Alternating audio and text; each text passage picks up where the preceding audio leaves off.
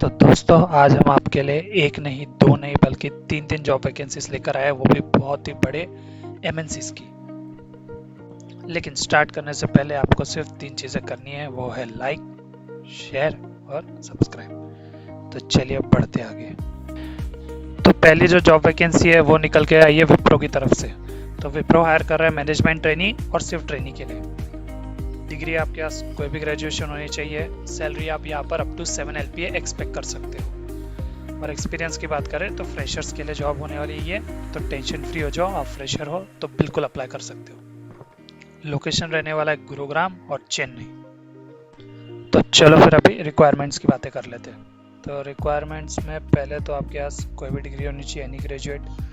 दूसरा आपके पास problem solving और डिसीजन मेकिंग स्किल्स बहुत ही बेहतरीन होनी चाहिए। तीसरी चीज़ रहने वाली है कोलैबोरेटिव वर्किंग, मतलब आप एक वो बोलते हैं टीम, एक अच्छे से टीम बिल्डिंग में यकीन रखिए या एक टीम के साथ कोऑर्डिनेट करके काम कीजिए, वैसा आपका नेचर होना चाहिए। और जो लास्ट रिक्वायरमेंट है इस जॉब के लिए वो है communication skills, both written and verbal. तो ये थी हमारी पहली जॉब। तो चलिए बढ़ते फिर अपने अगले जॉब वैकेंसी की तरफ, जो कि है हमारी सेकेंड।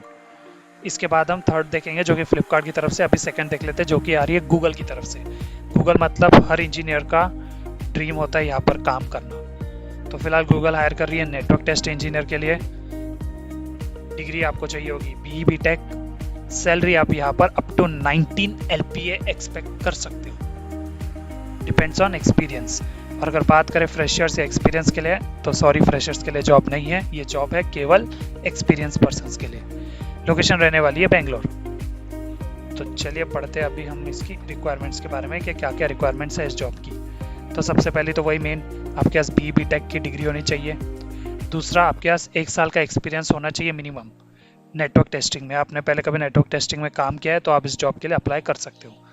थर्ड होना चाहिए आपके पास एक्सपीरियंस तो होगा ही, अगर आप नेटवर्क फील्ड में काम कर रहे हो तो इसमें रिक्वायरमेंट यही है, आपके पास एक्सपीरियंस होना चाहिए नेटवर्क ट्रबल शूटिंग में, नेटवर्क प्रोटोकॉल मैनेजमेंट में, TCP/IP प्रोटोकॉल के बारे में आपको सारी जानकारी होनी चाहिए प्लस एक्सपीरियंस।